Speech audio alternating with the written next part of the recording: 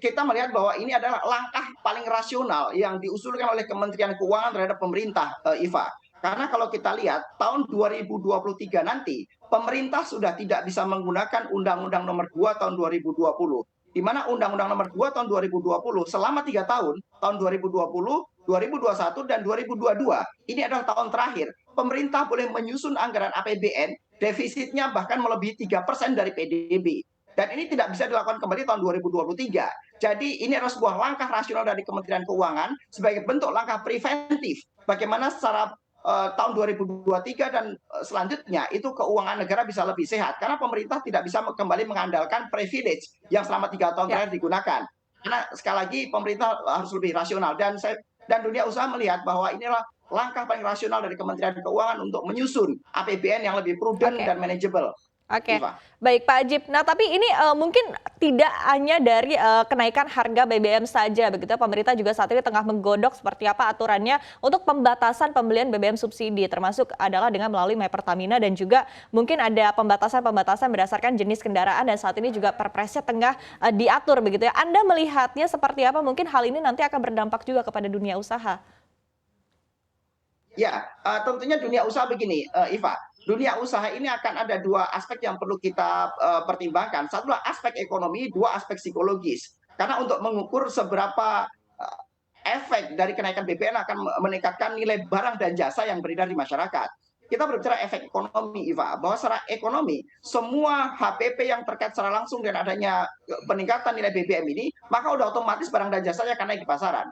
Dan kemudian sisi lain kedua aspek psikologis bahwa walaupun sebuah barang dan jasa tidak diproduksi dan terkait secara langsung dengan adanya kenaikan BBM, tetapi dengan adanya harga yang naik dan mereka melakukan belanjanya juga naik karena akibat dari barang-barang yang lain juga naik, maka otomatis hampir semua barang dan jasa yang akan beredar di masyarakat nanti juga harganya akan mengalami kenaikan atau penyesuaian. Ini yang perlu dicermati, Iva. Artinya apa? Apapun metode yang dilakukan oleh pemerintah, apakah itu dengan pembatasan penggunaan BBM bersubsidi dan lain-lain, maka menjadi sebuah keniscayaan. Ketika harga BBM naik, maka sudah otomatis harga barang dan jasa yang beredar di masyarakat juga akan cenderung mengalami Oke. kenaikan, Iva. Oke, baik Pak Ajib. Ini mungkin pertanyaan terakhir begitu, strategi yang bisa dilakukan oleh para pelaku usaha seperti apa sih? Tadi di satu sisi adalah mungkin dari harga bahan pokok juga akan naik, tentu akan berpengaruh kepada biaya produksi dan di satu sisi juga mungkin dari segi demand ataupun juga permintaan masyarakat bisa berkurang di tengah adanya potensi inflasi. Seperti apa yang akhirnya bisa dilakukan oleh para pengusaha di tengah kondisi seperti ini? Oke, Iva, buat para pengusaha itu biasa melakukan langkah-langkah yang rasional.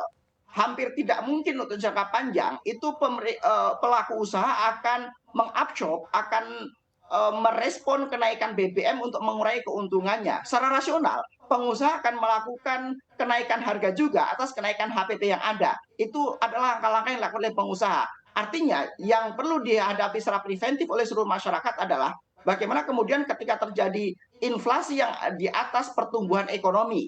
Jadi sekali lagi yang perlu diperhatikan dan dunia usaha itu harus diintervensi oleh pemerintah sehingga bagaimana dunia usaha dan dunia ekonomi bisa berkembang dan bisa pro dengan masyarakat luas. Artinya, Iva, kalau buat dunia usaha itu cenderung praktis dan pragmatis. Bagaimana ketika terjadi kenaikan harga pokok produksi, maka barang dan jasa yang akan kita produksi tentunya mengalami penyesuaian harga.